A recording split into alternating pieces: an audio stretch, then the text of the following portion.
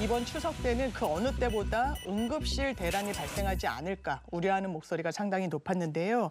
응급실 방문 환자가 20% 이상 줄어드는 등 우려했던 불상사는 빚어지지 않았다는 다행스러운 소식입니다. 의료 공백 장기화로 그 응급실 뺑뺑이라고 하잖아요. 정말 많은 분들이 걱정을 하셨을 텐데요. 자세한 소식 전해주시죠. 네, 그렇습니다. 보건복지부가 집계를 내봤더니요. 이번 추석 연휴에 문을 연 의료기관 수가 하루 평균 9,781곳으로 당초 예상치보다 무려 830곳 가까이 늘어났습니다.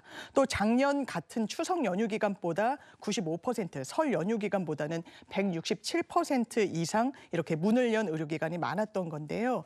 응급실 같은 경우에는 전국에 있는 411곳의 응급실 중 3곳을 제외한 나머지가 연휴 기간 매일 24시간 체제로 운영이 됐습니다.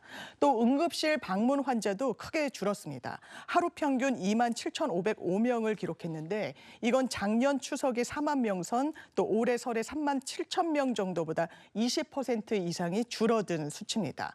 아무래도 응급실 뺑뺑이가 우려되는 상황에서 시민들이 야외 활동을 줄이고 일부 환자들은 병원에 가는 대신 약을 먹는 등 다른 선택을 했기 때문으로 분석되고 있습니다. 아유, 큰 불상사가 없어서 다행이긴 합니다만 그래도 아슬아슬한 상황은 있었다고요? 네, 그렇습니다. 연휴 기간에도 응급실 뺑뺑이는 있었습니다. 특히 안타까운 건 임신부가 응급실을 찾지 못했던 일이 또 발생했다는 건데요.